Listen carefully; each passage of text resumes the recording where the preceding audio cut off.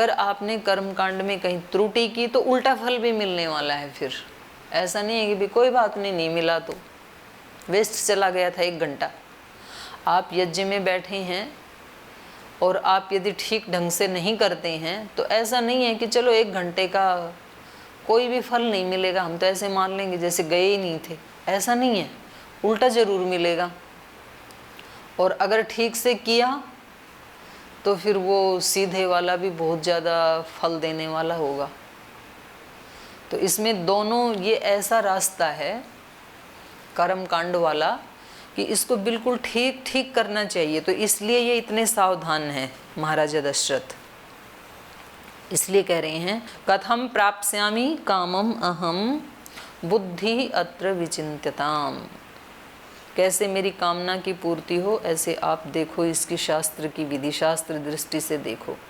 ततः साधु इति तद्वाक्यम ब्राह्मणा प्रत्यय पूजयन वशिष्ठ प्रमुखा सर्वे पार्थिवस्य मुखे ऋतम।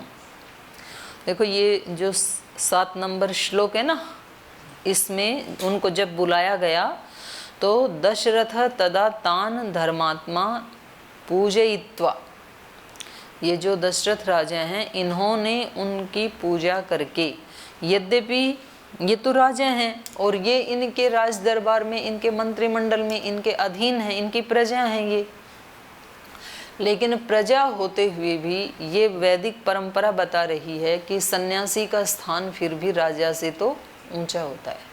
तो इसलिए सन्यासी को महाराज कहते हैं, क्योंकि ये तो इनके साक्षात राजा हैं दशरथ, तो ये इनके मंत्रिमंडल के लोग हैं। लेकिन तो भी जब उनको बुलाया गया है इस यजन की तैयारी के लिए तो राजा खुद खड़े होकर के उनकी पूजा करते हैं। ऐसा नहीं कि अपने उनसे करवा दिया कि चलो जी इनको 1-1 शाल उड़ा दो, इनको 1-1 माला पहना दो, तिलक लगा दो, ऐसा नहीं किया उन्होंने खुद खड़े होकर के उठ करके उनकी पूजा की है। तो इससे भी पता लगता है कि हमारी जो सन्यास की परंपरा है वो जो चारों वर्णाश्रम हैं उनमें उसका स्थान सबसे ऊंचा है। तो इसलिए श्रद्धेय स्वामी जी महाराज अपने ही सन्यासियों को पूज्य बोलते हैं। तो उनके तो शिष्य हैं सब, लेकिन फिर भी पूज्य क्यों बोलते हैं? क्योंकि ये परंपरा गौरवशाली है। और दूसरी बात ये है कि वो एक केवल एक संबोधन नहीं होता है, बल्कि वो एक स्वीट हंटर भी होता है। पूज्य बने कि नहीं, 1 साल हो गया पूज्य बोलते बोलते, अभी तक कितने पूज्य बने, पूज्य में कितने स्टेप्स आगे बढ़े, पूज्य बने कि नहीं बने। तो वो ऐसे बताते भी हैं कि ऐसे बनना है। तो यहाँ पर भी राजा उनका यहाँ दोबारा कह रहे हैं ततः साधु इति तद्वाक्यम ब्राह्मणा प्रत्यय पूजयन, उन्होंने पहले पूजा की, अब ये भी उनकी पूजा ही करते हुए से, पूजा करना मतलब उनके वाक्य का आदर करते हुए साधु इति कहा कि ठीक है। और उसमें प्रमुख कौन है? वशिष्ठ। वशिष्ठ सर्वे प्रमुखाः, सभी जो प्रमुख ब्राह्मण थे और जो इनके सबके प्रमुख जो वशिष्ठ हैं उन्होंने पार्थिवस्य मुखे ऋतम, पार्थिव माने पृथ्वी का जो स्वामी है अर्थात राजा, तो राजा के ऐसे कहे जाने पर उन्होंने भी इनके वाक्यों की, इनके शब्दों की प्रशंसा की कि ये तो बहुत अच्छा विचार आया आपके मन में, हमारे यहाँ सब प्रकार की समृद्धि है, तो हमारे जैसे राज्य में तो अश्वमेध यज्ञ आदि होने ही चाहिए, हम नहीं करेंगे तो कौन करेगा। तो ऐसे यहाँ के जो साधु हैं, ब्रह्मचारी हैं, उनके मन में ऐसे भाव आने ही चाहिए कि पतंजलि योगपीठ में रहने पर भी अगर शास्त्रों की रक्षा ना हो और अष्टांग योग के ऊपर रिसर्च ना हो तो फिर कहाँ होगी, क्योंकि यहाँ तो सब अनुकूल साधन है ना। तो प्राणायाम तक तो रिसर्च हो ही गई, यम नियम आसन प्राणायाम, प्राणायाम तक तो करोड़ों लोगों का अनुभव हो गया कि प्राणायाम करने से क्या होता है। अब आगे का बचा है प्रत्याहार, धारणा, ध्यान, समाधि, तो वहाँ की भी रिसर्च यहाँ होनी चाहिए, ऐसा भाव आना चाहिए, क्योंकि यहाँ नहीं होगा तो फिर कहीं भी अष्टांग योग केवल फिर नाम के लिए ही रह जाएगा। और उसकी यदि खोज होगी, उसके ऊपर सर्च होगी, तो जैसे पहले यहाँ 10-15 लोगों ने उसके ऊपर अभ्यास किया प्राणायाम पे, तो उनके जीवन में जो एक निरोगता आई, उनके जीवन में जो एक परिवर्तन आया, उसको देख देख करके फिर ऐसे दीप से दीप जलते ही चले गए। तो अगर समाज को ठीक करना है, राष्ट्र को ठीक करना है, राष्ट्र की सेवा करनी है, तो भागने की ज़्यादा जल्दी नहीं करनी है कि भेजो हमें जल्दी से प्रवास पे, वहाँ जाके हम भाषण देंगे बहुत ज़ोरदार। भाषण तो दोगे, भाषण सुनेगा तब ना, कोई सुनने वाला भी तो चाहिए। और जैसे तैसे घेर घोट के आप उनको सुना भी दोगे तो सुनने के बाद उन्होंने उसको ठीक से गुना की नहीं, आपकी बात उनके ऊपर असर किया नहीं, ये कब होगा? ये तो तब होगा जब स्वामी जी महाराज जैसा व्यक्तित्व बनेगा। और वो व्यक्तित्व एक दिन में नहीं बनता है। तो उसकी जो 4 अंग बचे हैं योग के, उनके ऊपर रिसर्च कब करेंगे हम? कब करेंगे? प्रत्याहार, धारणा, ध्यान, समाधि के ऊपर हम कब करेंगे? पढ़ाई पूरी होने के बाद करेंगे सब, नीलकंठ में जाके।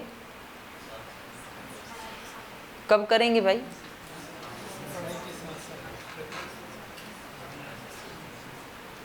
अच्छा, वाणी से तो स्पष्ट बोल ही दो, करो तब कर लेना, कोई बात नहीं। कब होगी इन 4 अंगों की रिसर्च? हाँ, अभी, साथ साथ, पढ़ाई के साथ साथ, बाद में नहीं होता है। तो आप, अच्छा, आधे तो अभी एक दूसरे के मुंह को देख रहे हैं कि इसने बोला था। अब आज इसके सारे कर्मों की चेकिंग करूँगा शाम तक कि इसने दीदी क्लास में बोला था इतने ज़ोर से, तो इसकी कहाँ कहाँ प्रत्याहार, धारणा, ध्यान, समाधि लग रही है। और कभी कभी ऐसा भी होगा कि वो जो समाधि के बारे में बोलने वाले थे वो समाधि लगाएंगे ही नहीं, वो समाधि के टाइम दूसरी समाधि लगाएंगे, नींद वाली, तो फिर वो दूसरे उनको चिढ़ाएंगे। ऐसे नहीं करना, ऐसे नहीं करना, उनको याद दिलाना और आप भी करना।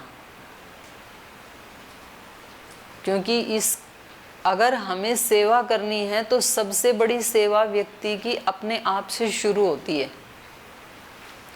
स्वामी जी महाराज बोलते हैं ना, ब्रह्म भाव में रहो, दिव्य भाव में रहो।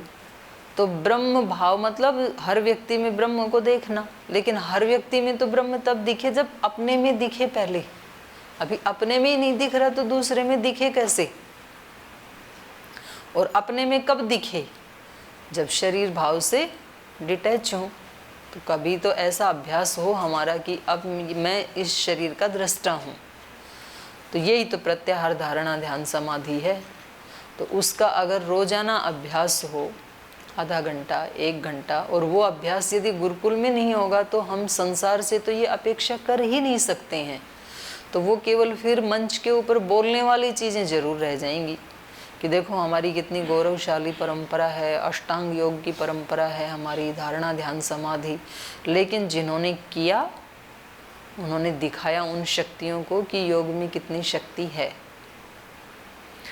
और जिन्होंने उसका रिसर्च नहीं किया, खोज नहीं की, अन्वेषण नहीं किया, जीवन में नहीं उतारा, तो फिर तो कैसे उस विद्या को कौन मानेगा?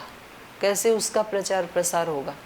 तो अगर हम ये चाहते हैं, क्योंकि आज जो विश्व की स्थिति बनी है वो सबके सामने है, तो इस समय भी चाहे हमने बहुत ज़्यादा अपने उनको वेद को, शास्त्रों को, ऋषियों को संभाल के नहीं रखा, तो भी वो हमारे तो जीन्स में ही वो संस्कार आए हुए हैं कि आज भी पूरे विश्व को अगर कोई अंतिम समाधान आने की आशा है तो वो भारत की तरफ ही देख रहे हैं कि भाई समाधान पहले भी, सृष्टि के आदि से भी सारे समाधान भारत की तरफ से ही आए, और आगे भी यदि इस मानवता को बचाना है तो समाधान भारत की तरफ से ही आएगा। और ये कितनी बड़ी बात है कि भारत की तरफ से समाधान निकला तो उसमें भी पतंजलि योगपीठ को गौरव मिला। ये तो बहुत बड़ी बात है ना। कोरोना जैसी महामारी, तो जिसके बारे में कोई भी सॉल्यूशन नहीं निकाल पा रहे, और उसका सॉल्यूशन कहाँ मिला? भारत में, आयुर्वेद में, क्योंकि आयुर्वेद है ही भारत की विरासत। और आयुर्वेद में भी फिर बहुत सारे इंस्टीट्यूट हैं भारत में। खुद प्रधानमंत्री जी ने 3 महीने पहले बात की थी, जब वहाँ यज्ञ चल रहा था कनखल में, उस दिन बात की थी। तो बहुत सारे लोगों से बात की थी कि भाई आयुर्वेद में खोजो कुछ। तो उन सब से पहले भी पतंजलि ने खोज के उसका समाधान निकाला, तो ये हमारे लिए कितने गौरव की बात है। तो ऐसे ही बाकी के जो 4 अंग हैं उनमें भी हमारे में से कोई ऐसे ब्रह्मचारी निकलें, हमारे में से ऐसे सन्यासी निकलें कि दूसरे लोग कहें कि भाई ये हमारे साथ रहते थे, बिल्कुल एक साधारण से सन्यासी थे, साधारण से ब्रह्मचारी थे, लेकिन कुछ महीनों से, कुछ वर्षों से इनके जीवन में चेंज आ गया। आसपास वालों को थोड़ा देर में पता लगता है, दूर वालों को थोड़ा जल्दी पता लगता है, लेकिन पता तो लगता है, ऐसी बात नहीं है। और पता लगे ना लगे, पता लगाना हमारा प्रयोजन भी नहीं है ना, व्यक्ति को खुद को पता लगता है। लेकिन तो ऐसे इन्होंने भी अपने मंत्रिमंडल में ऐसे ऐसे इनको रखा हुआ था। तो वो बड़े खुश हुए, उनकी प्रशंसा की, उनके वचनों की कि हमारा जो ये कौशल देश है और जो हमारी राजधानी है अयोध्या नगरी, तो यहाँ तो इस प्रकार के अनुष्ठान होने ही चाहिए, यहाँ नहीं होंगे तो कहाँ होंगे। ऊचुश्च परम प्रीताः सर्वे दशरथं वचः संभारा संभ्रियन्तां ते तुरगश्च विमुच्यताम्।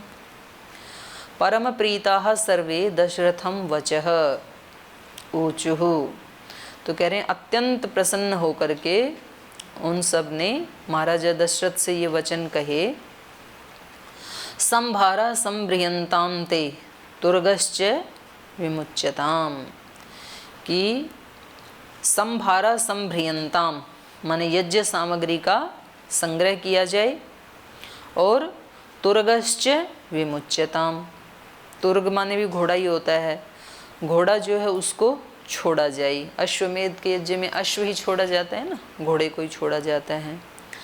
और सरव्याश्च उत्तरे तीरे, सरयू नदी का जो उत्तर वाला तट है, किनारा है, वहाँ पर यज्ञ भूमिर विधीयताम, वहाँ पर यज्ञ भूमि बनाई जाए। तो पता नहीं वास्तु की दृष्टि से बनाई होगी, या वास्तु का मतलब इतना ही है जहाँ हवा इसकी अग्नि हवा आदि की समुचित व्यवस्था हो।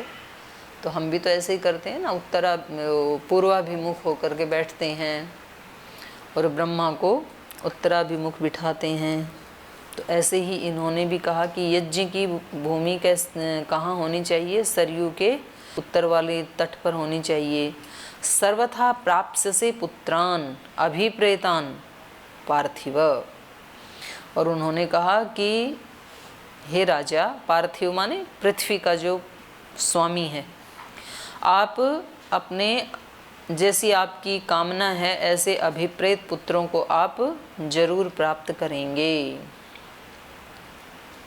यस्य ते धार्मिकी बुद्धि इयम पुत्रार्थम आगता, आपको ये जो बुद्धि आई है कि हम देवों का यजन करें, अश्वमेध यज्ञ करें, इससे हमें संतान मिलेगी, तो ये आपकी बहुत अच्छी बुद्धि है और निश्चित रूप से इसका फल मिलेगा, आपको ऐसे पुत्रों की प्राप्ति होगी।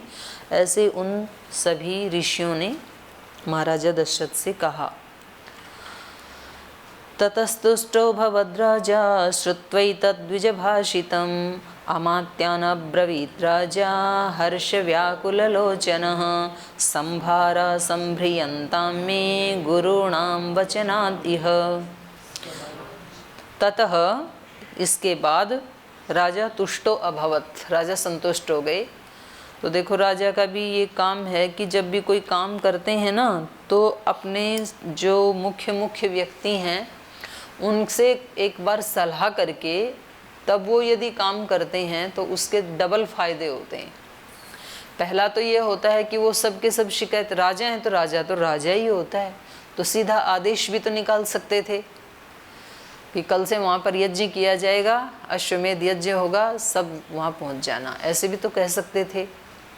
लेकिन उससे क्या होता है कि जो सुनने वाले हैं, भाई एक बार चर्चा तो कर लेते, कम से कम हमने तो अपनी और योजनाएं बना रखी थी, कहीं हमें तो जाना था, ये तो ऐसे आदेश निकाल देते हैं। तो फिर वो क्या होता है, वहाँ से ही अपनी नेगेटिव भावनाएं भेजना शुरू कर देते हैं। दूसरे जो अधीनस्थ होते हैं वो बोलते तो नहीं है, कुछ बोल नहीं सकते, राजा के सामने कैसे बोलेंगे, लेकिन ये काम करने का तरीका है।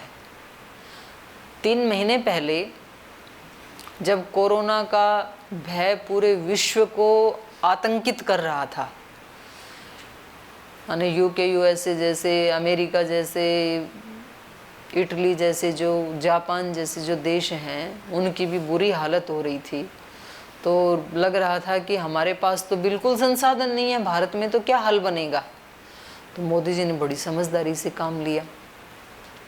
जो भी मुख्य लोग हो सकते हैं देश में, उनमें डॉक्टरों से अलग बात की, साइंटिस्ट वैज्ञानिकों से अलग से बात की, आयुर्वेद वालों से अलग से बात की, धर्म गुरुओं से अलग से बात की, जो राजनेता हैं सीएम आदि उनसे अलग से बात की, भाई इससे जूझना कैसे है।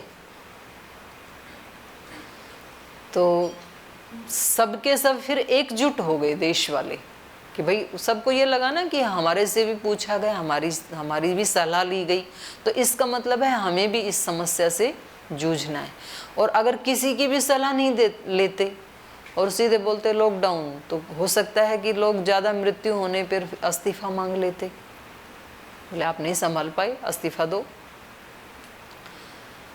तो जो संस्थान हो, घर परिवार हो, संगठन हो, देश हो, ये बड़े व्यक्ति का बड़प्पन यही होता है कि जो कुछ प्रमुख लोग होते हैं उनसे सलाह करके जब काम करते हैं तो वो काम करने में एक तो उसका चित्त जो है वो बिल्कुल प्रशांत रहता है, नहीं तो मन में यही रहता है कि पता नहीं ये लोग कैसा मानेंगे, इनको कैसा लगेगा।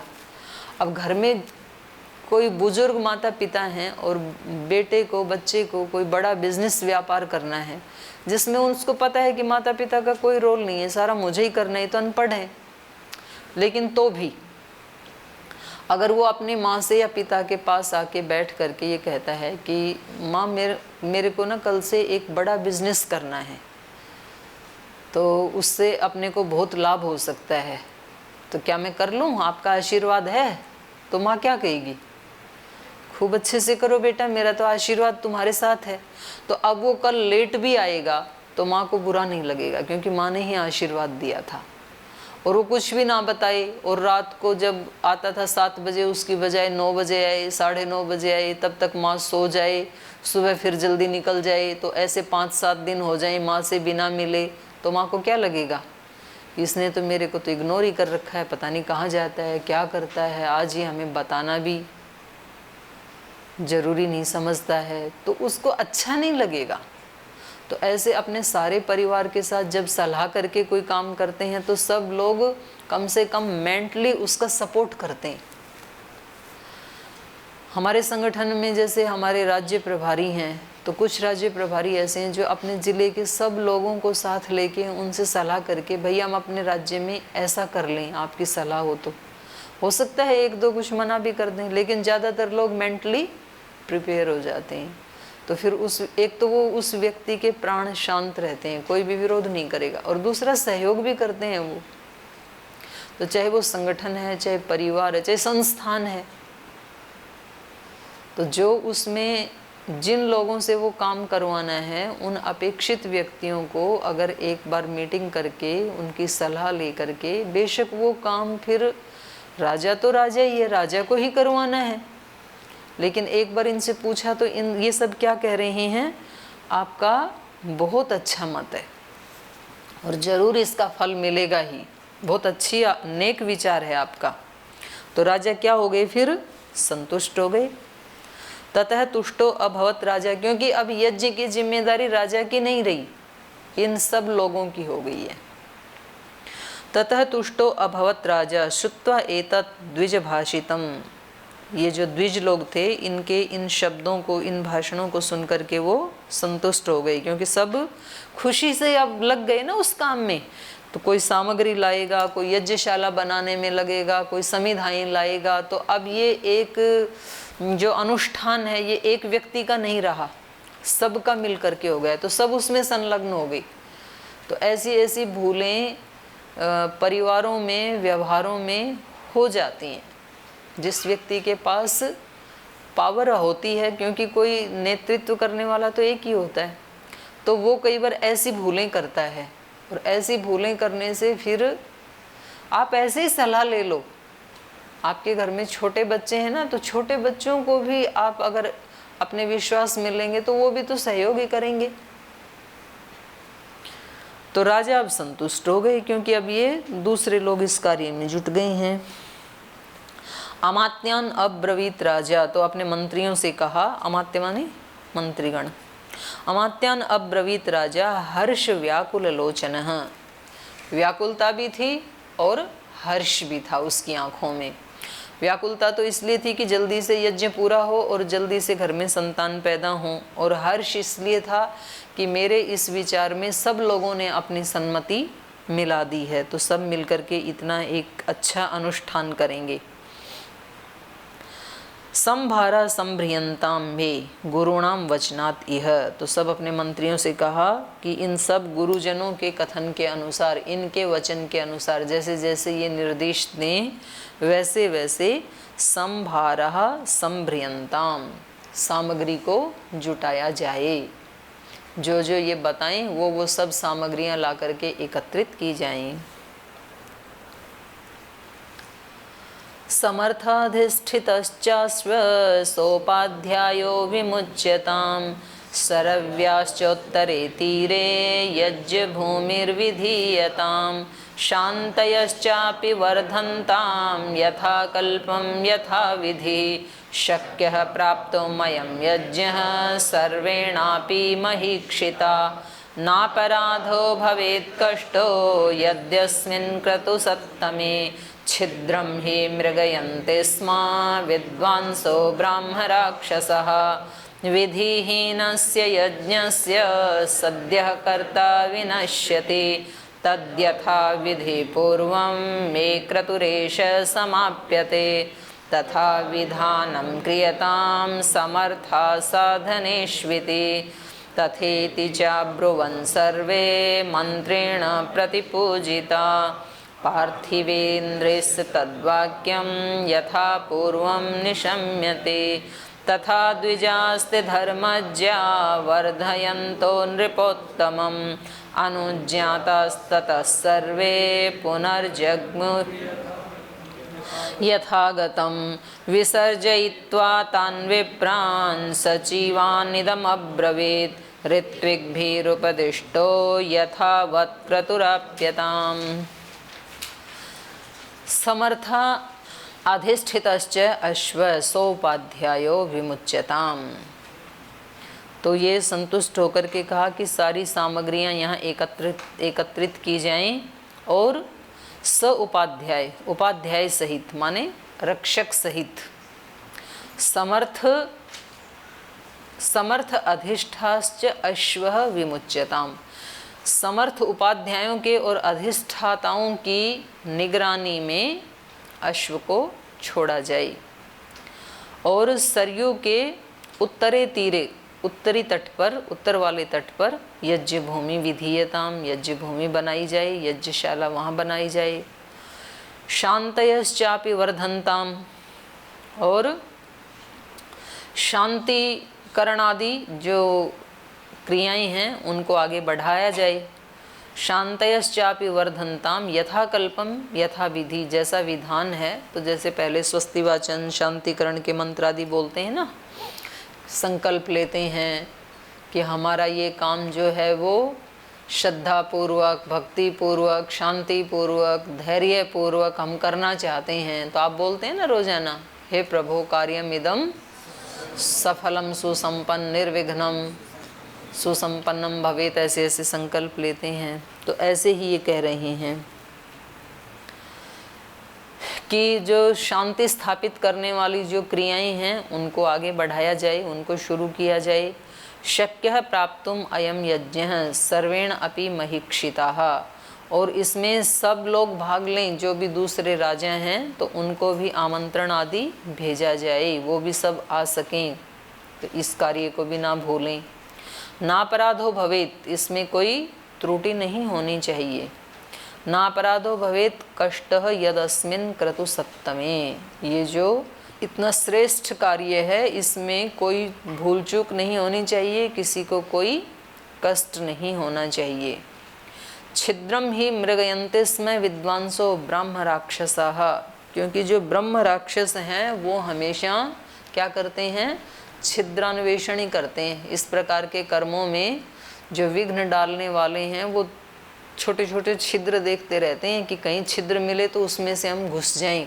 इसलिए कोई भी छिद्र नहीं छोड़ना है, कोई भी त्रुटि नहीं करनी है। तो ये हमारा जीवन ही एक यज्ञ है, इसमें कहीं भी कोई ऐसा छिद्र ना हो, कोई ऐसी त्रुटि ना हो जिससे हमारे अंदर आसुरी शक्तियों का प्रवेश हो और यज्ञ का खंडन हो जाए। तो शेष इस पे कल चर्चा करेंगे। आज यहीं पाठ को विराम देते हैं।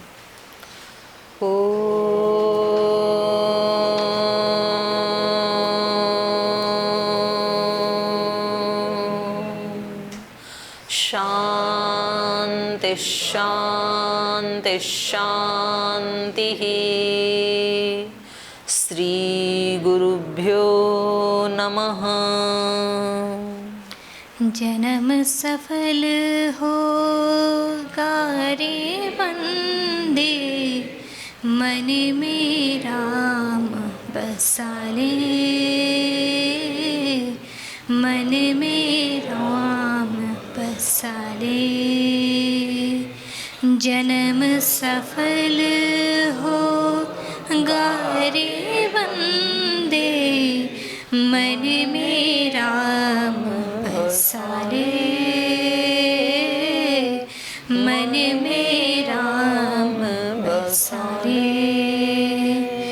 बोलो राम बोलो राम बोलो राम, बोलो राम बोलो राम बोलो राम, बोलो राम बोलो राम बोलो राम। राम पतित पावन करुणा कर और सदा सुख दाता। राम पतित पावन करुणा कर और सदा सुख दाता। सरस सुहावन अति मन पावन, सरस सुहावन अति मन पावन। राम से प्रीत लगा ले, मन में राम बसा ले। जन्म सफल होगा रे बंदे, मन में राम बसा ले, मन में राम बसा ले। राम नाम के मोती को प्राणों की माला बना ले,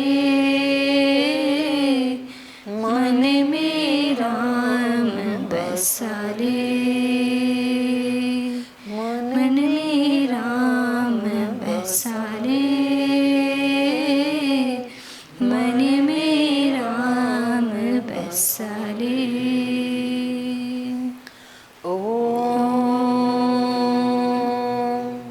श्री गुरुभ्यो नमः।